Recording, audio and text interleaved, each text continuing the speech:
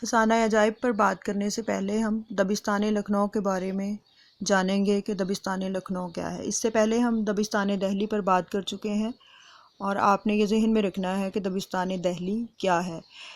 دبستان لکھنؤ مغلیہ سلطنت کا زوال ہو رہا تھا اور دہلی اجڑ رہی تھی۔ شمالی ہند میں ایک بے چینی اور بد امنی کا عالم تھا۔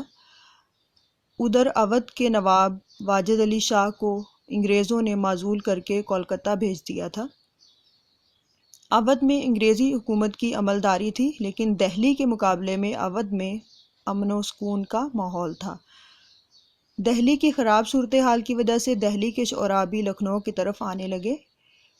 تحسین، جرت، انشا اور مصطفی سودا وغیرہ کو اردو ادب کے شاعروں میں شہرت نصیب ہوئی اور اس زمانے میں لکھنوی دبستان کا آغاز ہوا۔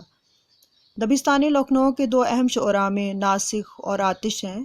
ناسخ اپنی غزل گوئی میں الفاظ اور محاوروں کے استعمال کے حوالے سے منفرد مقام رکھتے ہیں۔ ناسخ کے شاگردوں کی ایک لمبی فہرست ہے، جن میں وزیر، ولی، رشک، میر اور بحر وغیرہ خاص ہیں۔ آتش صوفی منش انسان تھے۔ ان کے نزدیک شاعری مرصع سازی ہے۔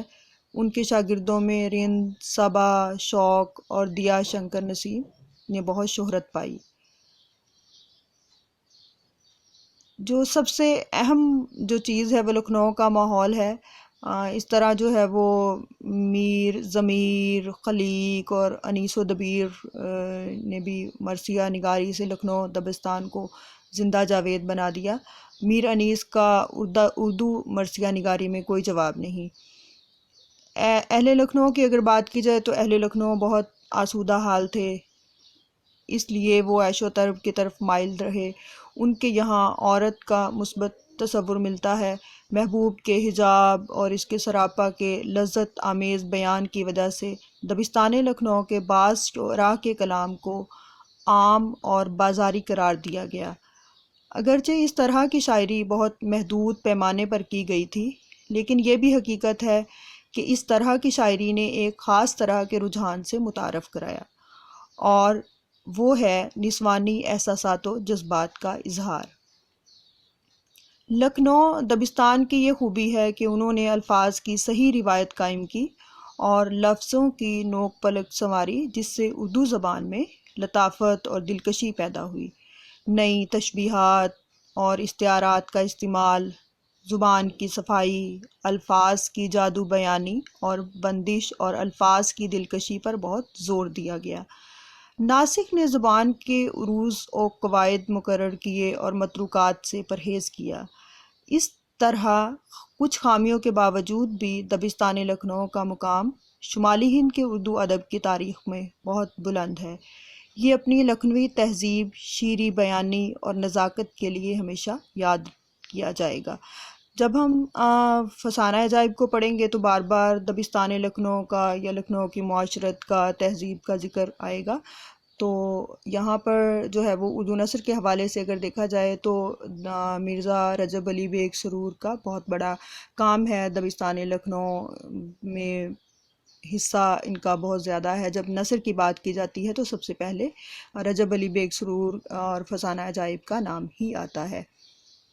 تو اب ہم بات کریں گے فسانہ عجائب کا، کچھ مختصر تعارف پیش کروں گی۔ مرزا رجب علی بیگ سرور کی کتاب فسانہ عجائب مختصر داستانوں کے سلسلے کی ایک مشہور کتاب ہے۔ یہ ہمارے کلاسیکی ادب کا حصہ بن چکی ہے۔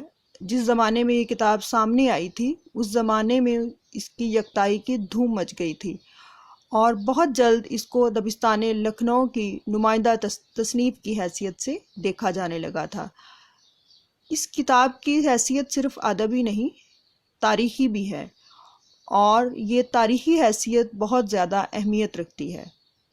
اس کی خاص وجہ یہ ہے کہ دہلی و لکھنؤ کی دبستانی بحث کے فروغ میں اس کا حصہ بہت زیادہ ہے۔ سرور نے دیباچے میں میر امن اور دہلی دونوں کے متعلق جو کچھ لکھا ہے اس نے باضابطہ اعلان جنگ کا کام کیا۔ یہ بحث کافی عرصہ چلتی رہی اور اس کی بازگشت اب بھی سنائی دیتی ہے۔ دہلی و لکھنؤ کا جھگڑا فسانہ عجائب سے شروع نہیں ہوتا، اور یہ بھی کتاب نہ لکھی جاتی تب بھی اختلافات ابھر کر سامنے ضرور آتے۔ نواب شجاع الدولہ کے زمانے ہی سے اختلافات کی بنیاد گہری ہونے لگی تھی۔ پھر جب نواب غازی الدین حیدر نے انگریزوں کے اشارے پر بادشاہت کا اعلان کیا، اس وقت جو ایک ظاہری پردہ تھا وہ بھی اٹھ گیا۔ بادشاہت کی طرح زبان کا مرکز بھی دہلی کو مانا جاتا تھا، سند بھی دہلی والوں سے لی جاتی تھی، اس کا رد عمل تو ہونا تھا۔ سرور نے دہلی اور میر امن کے متعلق جو کچھ لکھا، اس کو اس رد عمل کے فروغ میں بڑا حصہ مل گیا اور اسی نسبت سے شہرت ملی۔ سرور سے پہلے لکھنؤ کے کسی ادیب اور شاعر نے دہلی اور اہل دہلی کی لسانی بالادستی اور وہاں کی یکتائی اور استناد سے اس طرح علی الاعلان انکار نہیں کیا۔ اس طرح ایک میں آپ کو پروفیسر احتشام حسین کے الفاظ ملاحظہ ہوں۔ تاریخی اعتبار سے سرور کی ادبی زندگی لکھنؤ کے اس عہد سے تعلق رکھتی ہے جب وہاں برائے نام صحیح ایک خود مختار بادشاہت قائم ہو چکی تھی، اور وہ اپنی زبان، ادب، معاشرت اور طرز فکر میں دہلی سے آزادی حاصل کر رہا تھا۔ لسانی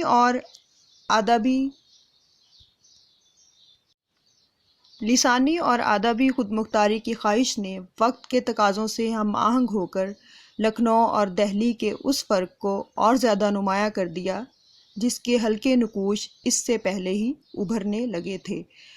رجب علی بیگ سرور کو اس حیثیت سے نئے لکھنوی ادب کا پہلا اہم نمائندہ کہا جا سکتا ہے، جس سے نہ صرف ایک مخصوص اسلوب پیش کر کے اس تفریق اور خود مختاری پر مہر لگا دی، بلکہ واضح طور پر دہلی کے ادبی انداز کو سخن گسترانہ چشمک کا موضوع بھی بنایا۔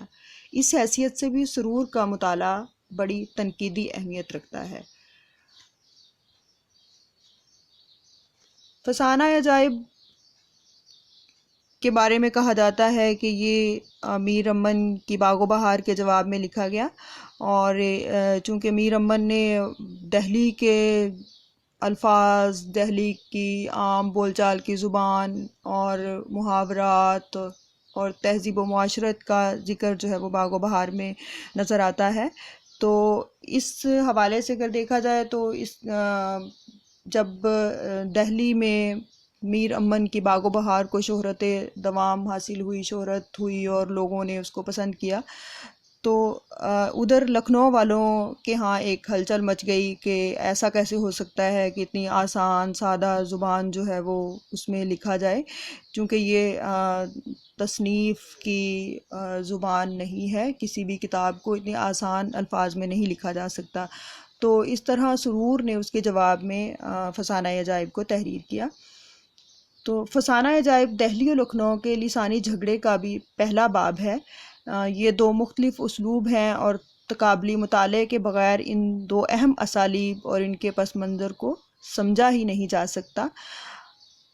فسانہ عجائب کی اہمیت اس کے اسلوب میں پوشیدہ ہے۔ اپنے مسجع، مکفّہ اور مرصع انداز بیان کی وجہ سے سرور باغ و بہار کے مصنف میر امن کے ادبی حریف بھی سمجھے جاتے ہیں۔ باغ و بہار اور فسانہ عجائب کے اسلوبی فرق کی وجہ سے دہلی اور لکھنؤ کی نثر میں فرق کیا جانے لگا، جبکہ یہ فرق علاقائی نہیں بلکہ مزاج اور عہد کا ہے۔ سرور فسانہ عجائب کی عبارت کو روزمرہ اور گفتگو کی زبان کہتے ہیں۔ اس عہد میں نثر کا کوئی معیار مقرر نہیں ہوا تھا، اس لیے ہر شخص اپنے نزدیک جو بہتر خیال کرتا تھا لکھ دیتا تھا۔ سرور کا زمانہ ہندوستانی سیاست میں افراتفری کا زمانہ تھا۔ دہلی کی سلطنت کمزور سے کمزور ہوتی چلی جا رہی تھی۔ دہلی کے شعراء لکھنؤ پہنچ گئے تھے۔ لکھنؤ تہذیب و تمدن کا مرکز بن گیا تھا۔ وہاں دہلی کی طرح معاشی بدحالی نہیں تھی۔ نوابین اودھ کے عیش و نشاط میں کمی نہیں تھی، جس کے اثرات اردو شعر و ادب پر پڑ رہے تھے۔ یہاں ہم آگے بڑھنے سے پہلے فسانہ عجائب پر مزید بات کرنے سے پہلے رجب علی بے سرور جو فسانہ عجائب کا مصنف ہے، اس کے بارے میں کچھ تھوڑا کا تعارف، احوال و آثار، ان کے جامع، ان کی مختصر سوانح کیا ہیں۔ رجب علی بے سرور 1787 میں بامقام لکھنؤ پیدا ہوئے۔ فسانہ عجائب کی مصنف مرزا رجب علی بے سرور کے سال ولادت کا اکثر محققین کہتے ہیں کہ علم نہیں ہے۔ نیر مسعود نے قیاساً 1200 ہجری لکھا ہے۔ ان کے وطن کا جہاں تک تعلق ہے تو بیان لکھنؤ کے شروع ہی میں انہوں نے اپنے آپ کو متوطن خطہ بے نظیر دلپذیر لکھا ہے۔ خطہ بے نظیر سے قطعی طور پر لکھنؤ مراد ہے۔ ان کو اکبر آبادی اور کانپوری بھی لکھا گیا ہے، جو کہ درست نہیں۔ سرور نے یہ کتاب